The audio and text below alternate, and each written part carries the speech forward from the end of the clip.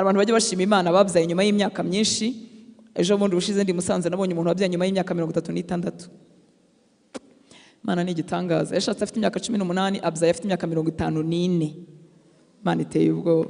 Hari igihe umuntu yakubwira ngo namaze imyaka 36 ntarabyara ukavuga uti ye noneho wakumva wenda umaze umwaka umwe ushaka kwitwitira ukajya wumva ngira ngo umubabaro wawe udakomeye. Urakomeye n'uwawe kandi Yesu azi kureba. Haleluya. Naga ari ngombwa kwikoreza ibyo nikoreye.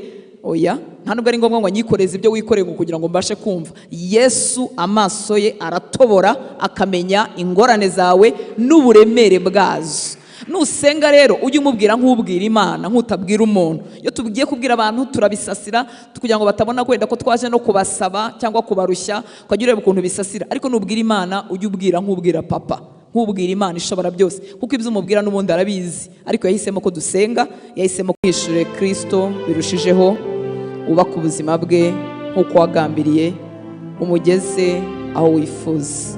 Turagushimira ibyo wakoze kwa Ariane na Samuel, wababereye Imana, warabubakiye, wabahaye urugo, wabahaye kubyara, wabarinze amarira, warinze Ariane, urinda amagufa ye ntihagira na rimwe rivunika, umukura mu rupfu nyaguhora ku ngoma, urinda umunezero wo mu mutima. Nasomye ijambo ryawe rirambwira ngo niwe ubesha mu mazu abatagira shinge na rugero, uhindura amateka iwabo, uhindura ubuzima iwabo. Tuguhaye icyubahiro. Watabaye Sandrine umukiza amarira, utaha mu rugo rwe arakubona, uzana umuzuko mu buzima bw'umutware we. Tuguhaye icyubahiro. Ninde wundi watanga agakiza kwa amarira y'abagore atakiza abagabo bacu? Ariko wowe Yesu ni koko uhamagara ukuye mu rupfu. Tuguhaye icyubahiro. Komeza umurimo mwiza watangiye muri bo, komeza ubihishurire Kristo, barindirwe mu buntu bwawe. Turagushimira nyaguhora ku ngoma kwakuye Grace umutesi mu rupfu. Uwiteka we, nkuru za Grace zananiwe gukwirwa mu bwenge bwacu, kandi turi abantu basa nk'abari ku ruhande. Ariko uri Imana, uri Imana yarwaniriye Grace, uri Imana yahagararanye nawe, uri Imana akomeje guhamya. Uwo ni umurimo wawe wenyine no ubasha gukora mu mutima w'umuntu. Ndagushimira nyaguhora ku ngoma ko wamuzuye, akaba arimo kuvuga imirimo yawe, akaba ategereje indi neza yawe, ndetse umuhamagaro uri ku buzima bwe ukaba ukomeje nyaguhora ku ngoma. Azahoza benshi, azabwira abantu iby'ineza yawe n'imbaraga zawe. Urakoze kuba mwimanye nawe, akaba ariho uzamwongera abahungu n'abakobwa, uzamuhoza, uzamara ikiriyo mu mutima we, uzamara umubabaro mu mutima we. Nibyo ukoze kugeza uyu munsi ni ukuri atari wowe nta wundi wabikora. Grace yari kuba yarasaze, yarirukanse ku muhanda, ariko wamubereye Imana. Aba bana bawe bemeye guhagarara imbere bakavuga, rimwe na rimwe bisa nk'ubupfapfa, ubundi bikamera nk'ibikojeje n'isoni, ndetse amajwi ya Satani akajya mu matwi avuga ati uravuga iki byo ko ari bisanzwe. Ariko ndagushimira ko bemeye kuguhamya, bagasa n'abakozwe n'isoni ku bwawe, kugira ngo abandi barimo basenga, abandi barimo barira, abandi bashobewe basubizwe mu imbaraga, bamenye kuri Imana isubiza. Reka n'abandi twese dufite imihigo itandukanye, twagize ubwoba, Satani akaduteza isoni, tugatinya guhagarara imbere y'abantu, kandi hari abandi byahembura. Reka nabo ubashoboze bazahagarare bavuga imirimo yawe. Mwami mwiza, muri aya mashimwe, kuri uyu munsi wo kugushima, tuzamuye ibyifuzo biri mu mitima yacu, tuzamuye ibisa na biriya wabatabaye mukabakomeza, tuzamuye n'ibidasa nabyo, ibivugika n'ibitavugika, ibiri mu mitima yacu bishoberanye, turabikuzamuriye muri aya mashimwe. Twemerere umunsi umwe uyu muhungu, uyu mukobwa ufite icyo gusaba, nawe azahagarare avuge imirimo yawe, avuge ko wamutabaye, avuge ko wahanagura amarira ku maso ye, avuge ko waciye inzira aho zitari, avuge ko wamukuye mu mwijima, avuge ko wamwihishuriye, avuge ko wamuhaye agakiza. Ibi turirimba by'agakiza abo katarataha mu mitima ntibabyumva, ariko reka nawe uzabimwumvishe, yumva amahoro azanwa no kubabarirwa, yumva umunezero uri muri Kristo Yesu. Iri teraniro Mwami uryuzuza amashimwe yawe n'ibihamya, kugira ngo twe kukuvuga ibihuha tukuvuge twarakubonye. twizeye kuzubakira abakobwa bacu, ukubakira abahungu bacu, ugatabara abagore n'abagabo barimo bagutabaza hano hantu, ugatabara abakuze n'abatoya, tukagarukana amashimwe mu nzu yawe. Tuguhaye rero icyubahiro kuko utaduhamagariye ubusa. Ni ukuri waraduhamagaye kugira ngo tugirire neza, waraduhamagaye kugira ngo dukomeze, waraduhamagaye kugira ngo twimenyeshe, utumenyeshe inzira zawe, waraduhamagaye kugira ngo dukomeze, maze numara kudukomeza mwami duhinduwe nawe, natwe tuzakubera akanwa, natwe tuzagende tukubwira abandi.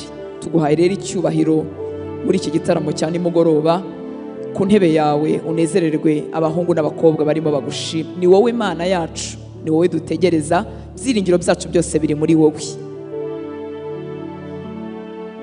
Dutambuka ujye unezererwa, turirimba unezererwe, twicaye unezererwe, twamenye gusenga unezererwe, tubivuga tutazi kubicurika no kubicukura, byose mwami turabigirira wowe. Ni wowe mwami hano hantu, cyubahiro cyose nikikugarukire. Ni mu izina rya Yesu dusenze, amen. Haleluya. Mane baho umugisha, Mane bagire neza, mwiriwe neza. Umwami Yesu abaho umugisha, kandi Imana tuyihaye icyubahiro ku byo yakoreye abavandimwe. Haleluya. Imana ibaho, Imana ibaho pe, Imana ibaho. Icyo nsenga nuko yazakwiyereka, itwiyereka mu inshuro zitandukanye, mu buryo butandukanye, ariko ndasenga ngo yongere kwiyereke. Haleluya. Kugira ngo ibi bintu tumva ko ari ibintu bya morali se, cyangwa se byo kwiga ikinyabupfura, cyangwa se byo kwitwara neza, oya Imana iriho. Haleluya. Ikwihishurire birenzeho, kandi ibyo utari wumva ujye umubwira uti binyumvishe, bimishurire. Nabonye agenda twigisha mu buryo butandukanye. Reka nsome hatoya kugira ngo saa 2 tube dushoje n'amashimwe n'ijambo ry'Imana. Nta kuntu wumvise uhembutsemo ukuntu. Haleluya. Haleluya. Sandrine ngo yarafite ideni ry'abagore. Imana imuha umugisha. Ubundi ibintu nkabira kubivuga ntago byoroshye. Murabona ko ari umugore mutoya mwiza w'umusirimu, wa mugani Grace niwe wavuze ngo muri abasirimu ngo ibyo kuzinga ntimwabimenya. Ariko kwemera gusa nkaho ukozwe isoni kugira ngo ukomeze abandi, Imana ibimuhera umugisha.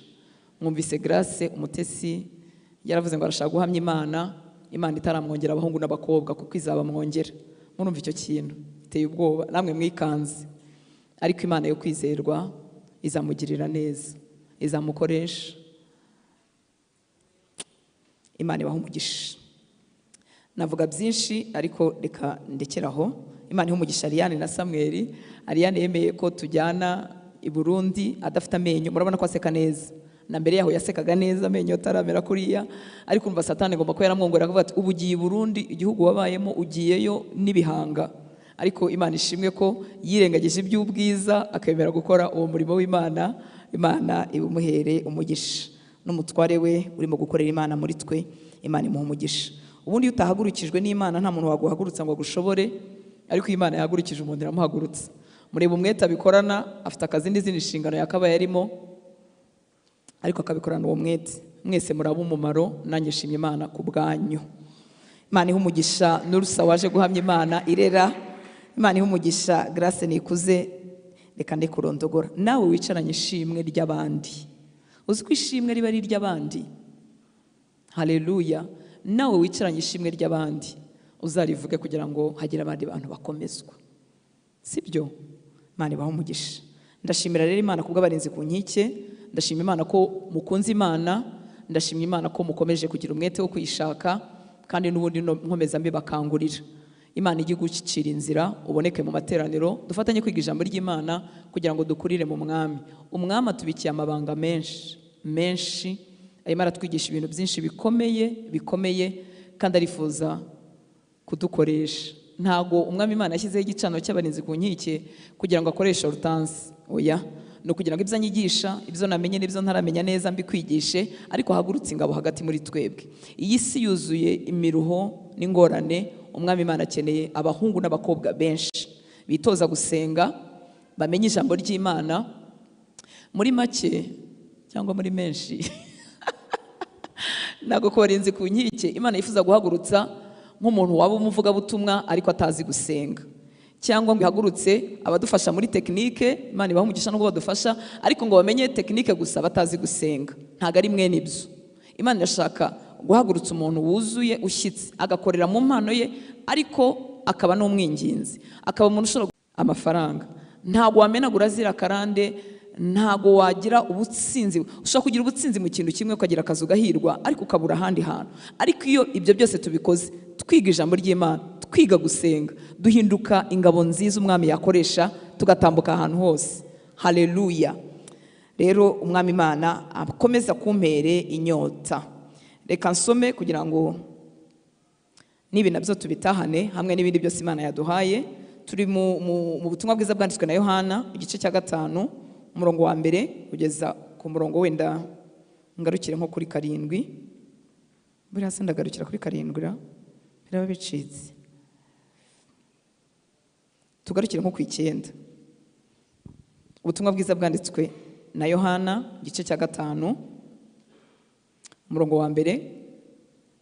Muribuka ko turimo tuvuga amagambo avuga ngo kugira ngo mumenye, kugira ngo umenye Kristo. Kristo ni mugari cyane, ibintu bye ni bigari cyane, tumenyaho gakeye. Ubu maze imyaka 26 ngira ngo ndimo nkizwa, ariko hari ibintu ndimo menye uyu munsi nkavuga nti ariko Rutanse wagwingira, kandi murabona ko ntagwingiye.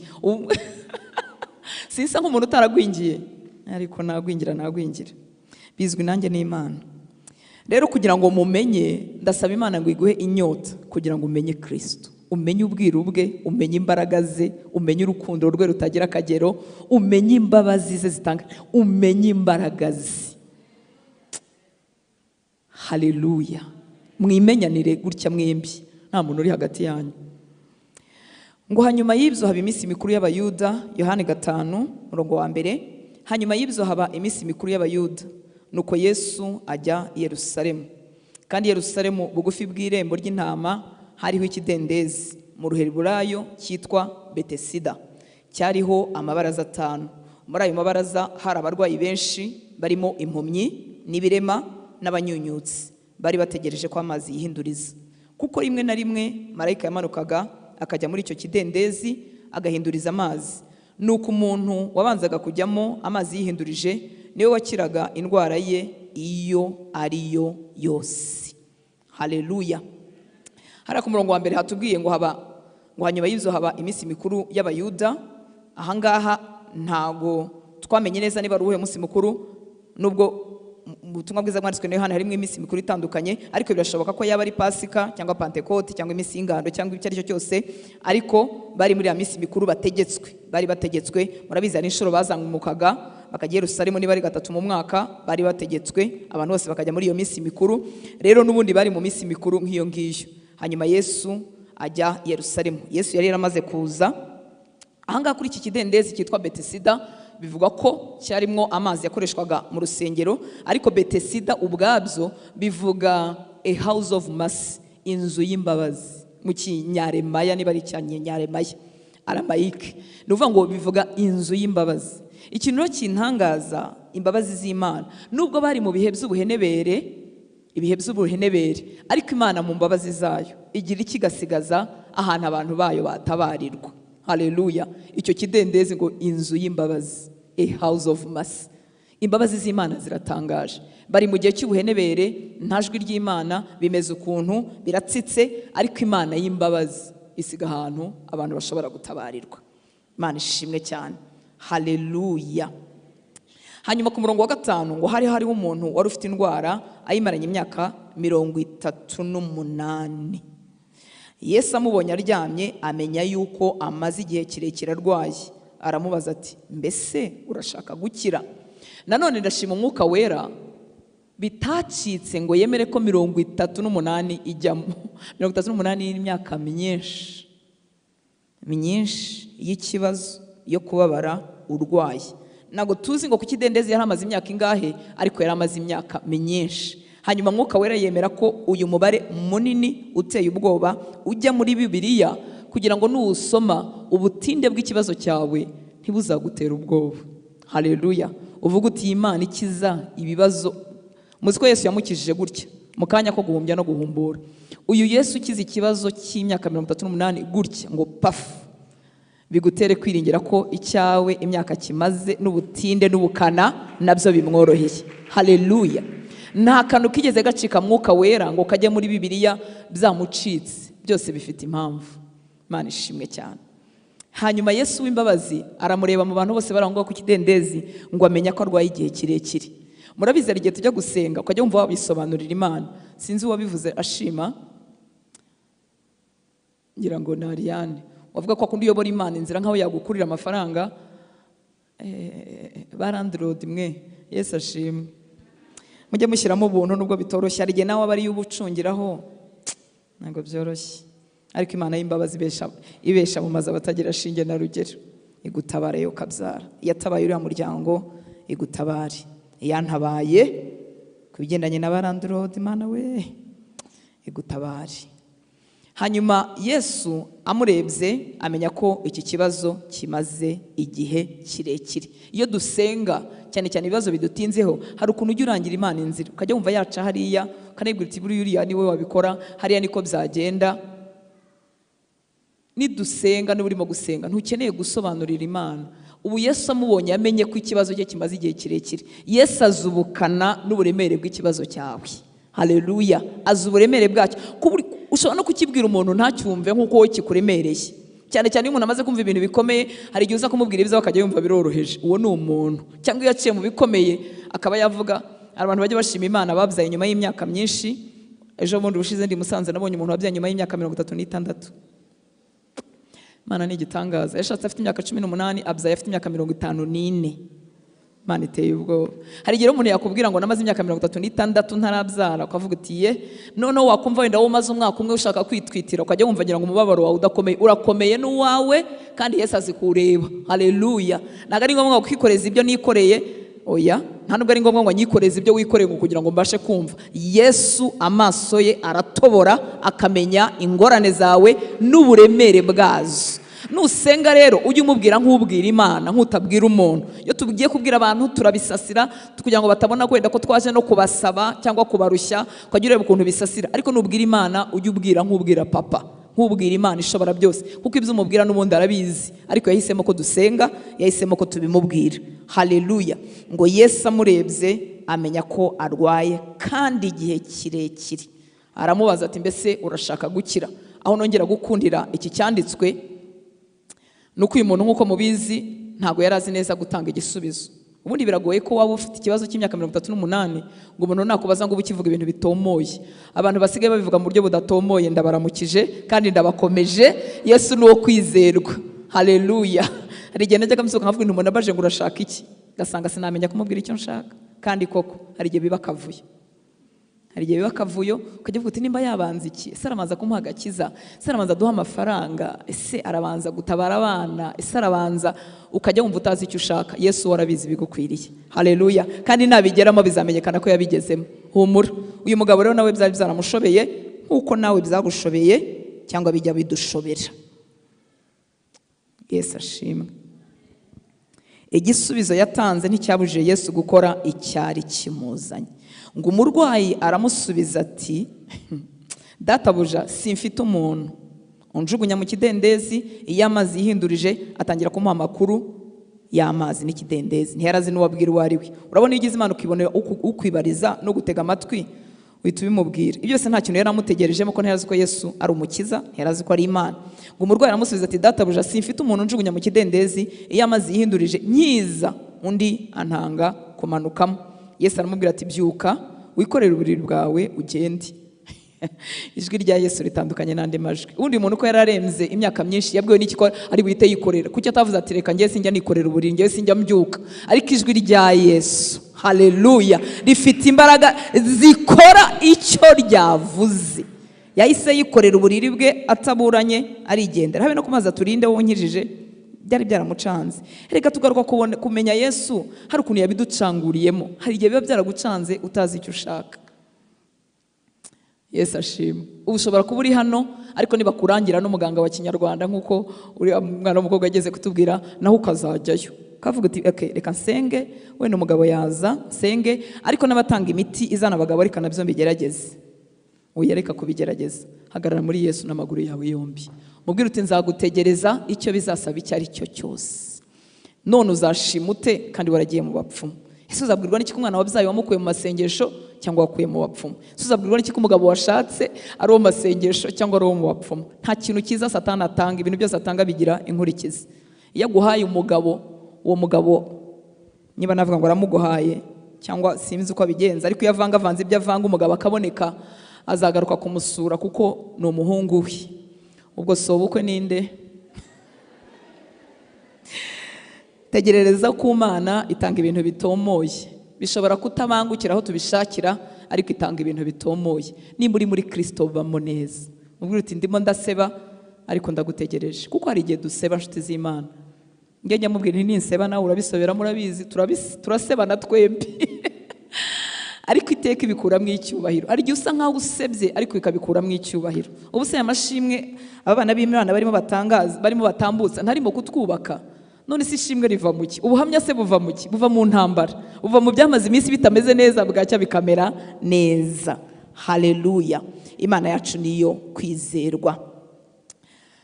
Ngo yarakimusobanura cya kibazo cye, Yesu aramubwira ati ikorere uburiri bwawe wigendere. Muri ako kanya uwo muntu arakira, yikorera uburiri bwe arigendera. Ubwo hari ku munsi w'isabato. Reka tugarukira aha ngaha, tuzakomeza ubutaha. Birababaje ko mu idini hashobora kubamo abantu batababajwe n'uko abantu bameze nabi. Bakuru b'amasinagogi ntibigeze bamubaza ati kuki wikoreye uburiri, niki cyaguteye kubwikorera, ese ubundi byari byarakugendekeye gute? Bamubazaga iby'uko ngo kuki wikoreye uburiri ku isabato. Mbese ikibazo kwari ukwikorera uburiri ku isabato. Niyo mpamvu nshuti z'Imana umwami Yesu adutiza umutima nk'uwi, kandi imbabazi zacu zibe hafi. Nubona umuntu ameze ukuntu kutameze nk'uko ushaka, ntabwo ubuze icyamuteye kumera gutyo. Haleluya. Umuntu ashobora gusenga hano agasaza nk'imigeri. Murabona hari ukuntu turi smart hano, ibintu bigenda buke buke mu murongo. Umuntu yakwisengera yisaziriza imigeri cyangwa ngo atera amaboko hejuru, ukavuga ariko suyuwe waje kuvanga. Oya, ntabwo uzi icyamuteye kumera gutyo. Cyangwa waganira n'umuntu ukabona ubupfura ni buke cyangwa ukuntu, ntabwo uzi icyamubayeho, ntuzi imikurire ye, ntuzi icyamuteye kumera gutyo. N'igihe uvugana n'umuntu ukabona ntaceceka, aravuga amasaha ntarekeraho, ntuzi icyamurondogoje, wenda nawe yahoze ari umuntu uri ku murongo, bukeye ubuzima buramuvanga. Umwami Yesu adusanga bari muri Kristo Yesu, aduha umutima nk'uwe n'amaso nkaye, kuko ni twebwe Imana izacamo kugira ngo abo bantu bagirirwe neza. Uyu munsi ushobora kuba ufite imbaraga zo gusenga n'izo gukiranuka, zikoreshe nyine uhagarare uzamura abandi, kuko nawe hari igihe wazamuwe n'amasengesho y'abandi. Mwami Yesu abaho umugisha. Reka duhaguruke dusenge. Haleluya. Uwamenye ko uyu mugabo arwaye igihe kirekire, arakuzi, arakureba. Utarashingiye ku kwizera k'uyu mugabo. Twagiye tubona ahantu henshi muri Bibiliya Yesu asubiza abantu ngo bibabere uko bizeye, ariko hari abatagufite. Ategereje ko bazizera bazarinda basaza ntacyo babonye. Imbabazi ze zijya zigera no ku bantu batamutegereje. Zageze kuri uyu mugabo atabyizeye, atanamuzi, atanamutegereje. Hanyuma Yesu abahinduye ibintu. Agakiza, gutabarwa, gukira indwara, ubutabazi, amahoro, byose yerekana ko biri muri we.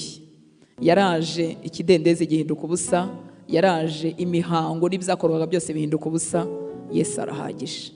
Yesu uri muri wowe arahagije. Iyo tuje hano tuba tuje gutyazanya no kwigana, ariko Yesu murararana, Yesu muragendana. Umuruho wawe awumva kuruta abandi bantu bose, umunezero wawe awumva kuruta abandi bantu bose. Nta kugaya, nta gusubiza inyuma, ahubwo arashaka kumwegera akakwigisha ibyo utari wamenye. Isi y'umwuka irimo ubwiru bwinshi, aho umuntu yakubwira ukajya uvuga turakabya, urabeshya se, warasaze se, ntibinabaho se. Niyo mpamvu yatubwiye ngo tumusange tumeze nk'abana batoya, twemere kwigishwa nawe. Umubwira uti nyigisha, twigirane imbere. Nyigize imbere mu kugukunda, nyigize imbere mu kugutumbira, kandi untabare.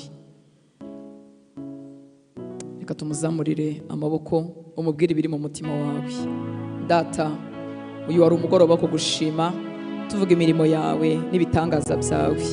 Bamwe babivuze turabyumva kandi turakomezwa, abandi dufite amashimwe mu mitima yacu. Iyo dushubije amaso inyuma tubona ubutabazi bwawe, naho wadukuye tutari tuzi ko twahava, n'ibyo waturengeje tutari tuzi ko twabirenga. tuguhaye icyubahiro. Twongeye gusoma ijambo ryawe ritwereka urukundo rwawe n'imbabazi zawe zitagira akagero.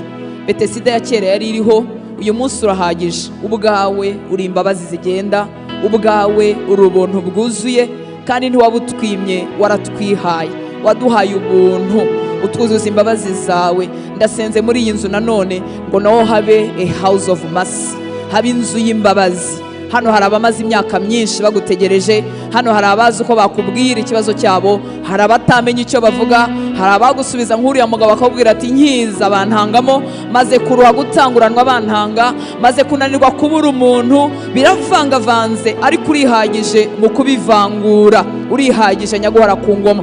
Birakoroheye gukiza umuntu ufite ikibazo kimaze imyaka 30, 10, 15, 20, 40, yewe n'ikirenze cyabayeho atarabaho, kuko cyabanje mu babyeyi be n'abasekuru be n'abasekuruza. Icyo nacyo ubasha kukirandura mu mizi. Turasenze Mwami w'abami hano hantu ngo aba bahungu n'abakobwa ubakomereze amaboko, bahinduka abantu bagutumbera, bahinduka abantu wigishije gusenga, bahinduka abantu utoje ijambo ryawe, bahinduka abantu bawe. Hagurutse ingabo hagati muri twebwe kugira ngo twubake Mwami w'abami. Numara kutwubaka udukoreshe twubake imiryango yacu, ubwami bwa Satani busenyuke, uburiganya bw'umubi busenyuke imiryango y'iwacu, maze abacu bakizwe, abacu bakumenye, abacu batunga umugisha wabageneye Mwami. Mvuze umugisha ku bahungu bawe n'abakobwa bawe, mvuze ubutabazi bawe kuwariraga, ubutabazi bwawe kuwariraga, ubutabazi bwawe kuwari ushobewe, kuguhishurirwa kutakuzi. Kora kuri aya maso akumenye, kora kuri ubu bwenge butwikururwe akumenye Mwami w'abami, akumenye Mukiza, akumenye nk'Imana ishobora byose. Twikurura amaso ye kugira ngo adatwikwirirwa igihe kirekire, akanyuranya n'imigambi umufitiye, icyo yagomba kugukorera agasaza atakigezeho. Twikurura amaso yacu, duteze umwete wo gusenga, twongera inzara n'inyota yo kwiriza no kuba mu ijambo ryawe, duteze umwete wo kwicara ku birenge byawe, kugeza igihe iwacu, mu bihugu byacu, mu miryango yacu hahindukiye amashimwe nyaguhora ku ngoma. Tubona abagabo bakizwa, tubona abagore bakizwa, tubona urubyaro rukizwa, tubona ubwoko bwawe buhabwa umugisha. Reka umuvumo wose wicaye ku buzima bwabo wamburwa imbaraga n'ubushobozi, bahinduka ubwoko bwahawe umugisha, ibiganza byabo bitunga umugisha, ubuzima bwabo bugira umugisha, bagira amagara mazima, bahinduka ingabo zigukorera Mwami. Turasenze nyaguhora ku ngoma ngo uyu mugoroba ijwi ryawe uryumvishe umuhungu wawe, uryumvishe umukobwa wawe urimo kukuyoboza inzira. Arimo arakubaza ngo inzira ni iyihe, arimo arakubaza ngo what next, arimo arakubaza icyo wategekeye umugisha wawe kubamo ngo abe ari cyajyamo. Umwumvishe ijwi ryawe, umuyobore. Waratubwiye ngo abagukurikira ntibazagenda mu mwijima na hato. Ndasenze ngo umucyo mu maso hawe uvira abahungu n'abakobwa bafite ibizo barimo kukubaza. Nitugaruka mu nzu yawe tuzabe twongewe amashimwe. Reka utwuzuza amashimwe, abakobwa n'abahungu baremerwa amashimwe, bazagaruke mu nzu yawe bahamya imirimo yawe no kugira neza kwawe.